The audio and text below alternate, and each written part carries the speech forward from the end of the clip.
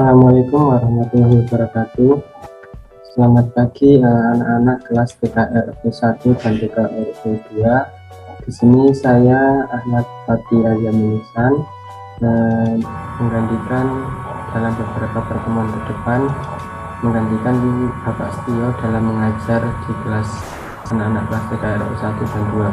Di sini saya mengajar mata pelajaran PSBB, yaitu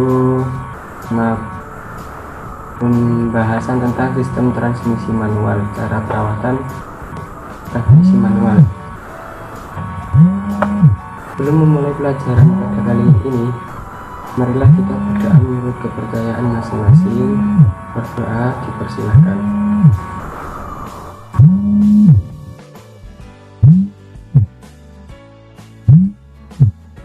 Doa selesai.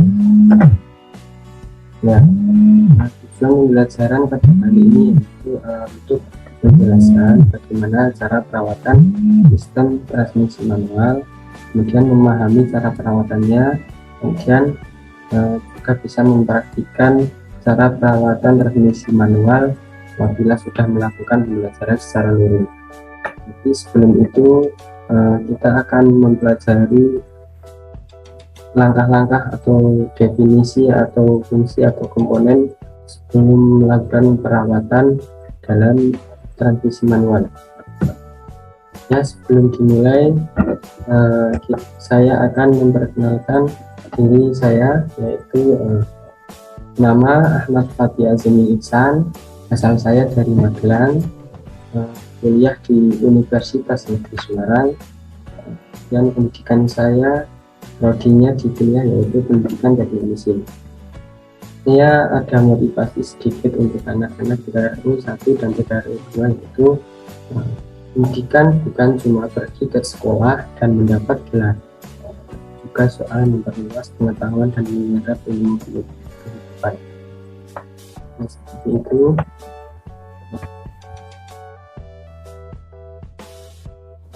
Sebelum mengetahui cara perawatan transmisi manual, saya akan menjelaskan definisi transmisi manual, kemudian ada fungsi transmisi manual dan komponen utama transmisi manual.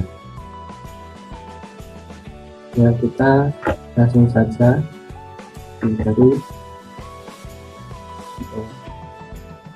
sambil menunggu teman-teman yang lain, saya akan presentasi terlebih dahulu.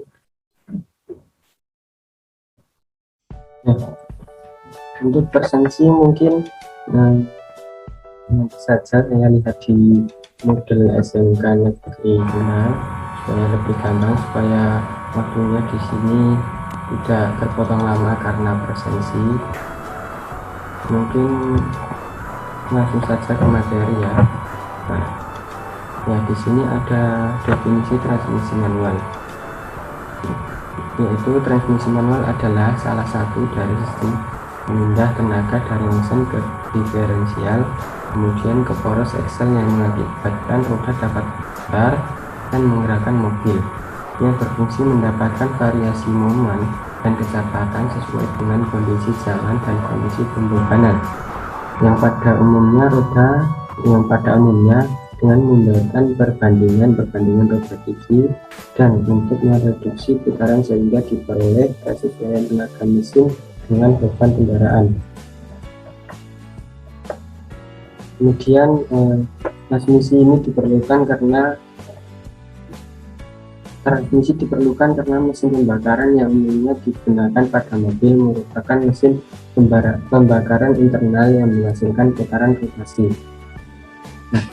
Nah, dalam sebuah rangkaian transmisi terdapat komponen-komponen pendukung, diantaranya yaitu ada transmission case, sipok, input shaft, counter gear, gitu percepatan, hub sleeve, synchronous ring atau synchromesh, yang besar gear, main bearing, output shaft, extension housing. Ya, ini nanti akan dijelaskan pada slide berikutnya.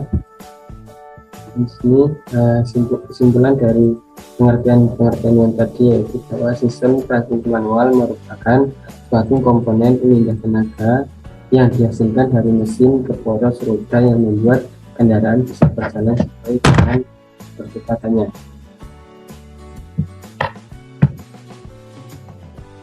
Hingga slide selanjutnya. Nah, di sini ada fungsi transmisi manual, yaitu yang pertama untuk menyalurkan tenaga ataupun sebut saja putaran mesin dari kopling ke poros propeller shaft. Kemudian yang kedua yaitu merubah momen yang dihasilkan mesin sesuai dengan beberapa kebutuhan yang tergantung dari beban yang ditanggung mesin serta keadaan medan jalan.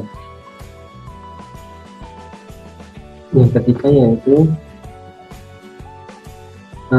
fungsi transmisi manual ini juga terletak pada kemungkinan bahwa kendaraan untuk bergerak mundur atau disebut dengan reserve gear yang umumnya kondisi ada pada kendaraan yang memiliki lebih dari roda dua.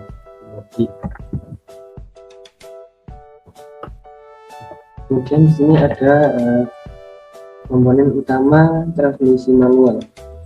Yang pertama yaitu transmisi gas atau bak transmisi. Nanti ini gambarnya ini transmisi gas.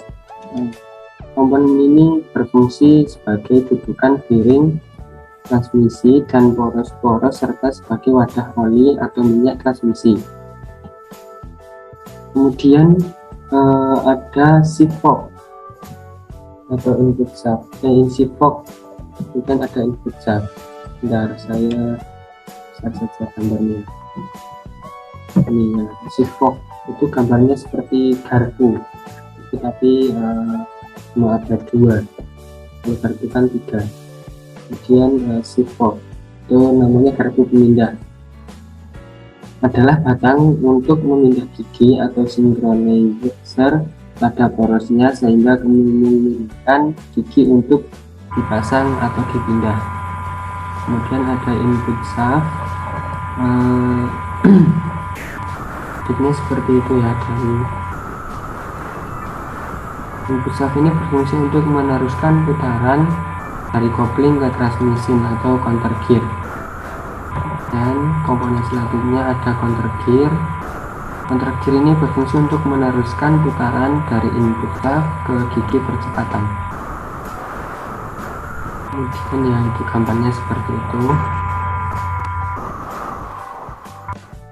Nah, itu ada gigi percepatan, gambarnya seperti itu. Nah, fungsi dari gigi percepatan ini yaitu merubah momen yang dihasilkan mesin sesuai dengan kebutuhan. Kemudian ada hook shaft. Fungsinya untuk mengundi sinkromes dengan gigi percepatan sehingga memungkinkan input output shaft bisa berputar dan berhenti. Kemudian ada synchronizing ring atau disebut sinkromes. Nah, ini berfungsi sebagai komponen transmisi yang memungkinkan perpindahan gigi pada transmisi dapat bekerja atau hidup. Dengan gambarnya seperti ya, kayak cincin emas, warnanya juga seperti emas keemasan kuningan. Kemudian ada reserve gear, berfungsi sebagai gigi merubah arah putaran output shaft sehingga memungkinkan kendaraan ini dapat bergerak mundur. Kemudian ada main bearing, yang berfungsi sebagai bantalan output shaft tadi yang di atas. Kemudian belum output shaftnya, yang tadi input shaft. Nah, ya ini namanya input shaft. Nah, ini kayak bantalan output shaft tadi namanya main bearing. Fungsinya untuk output shaft ini fungsinya untuk meneruskan putaran dan dari transmisi ke propeller shaft. Dan komponen utama yang terakhir yaitu extension bushing. Nah, seperti itu bentuknya, fungsi sebagai penutup output shaft sekaligus dudukan tongkat bersemelu. Ya, itu adalah untuk materi awal sebelum mengetahui cara merawat transmisi manual.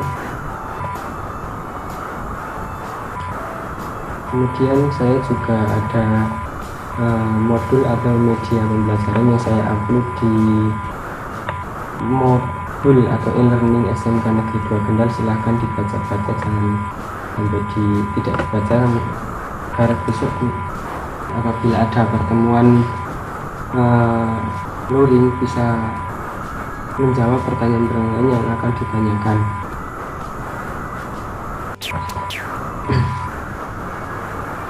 Ya, itu mungkin materi yang disampaikan, yang dapat saya sampaikan. Belum itu saya memberi beberapa soal, 3 atau 4 soal yang dapat kalian kerjakan, yang sudah saya upload di e-learning SMK. Bisa dikerjakan dengan cermat supaya kalian membaca-baca bahan ajarnya. Jika ada bahan ajar yang saya share di modul tersebut, ada link YouTube, bisa lihat, jadi pahami, atau mungkin untuk pertemuan luring agar bisa langsung mempraktikkan, membongkar atau mengetahui komponen-komponen transmisi manual secara langsung dan dapat memasangkan kembali secara benar, baik dan benar.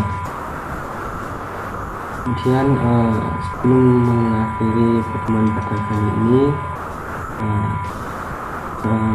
marilah kita berdoa menurut kepercayaan masing-masing supaya pembelajaran pada kali ini beri kelancaran. Doa dipersilahkan.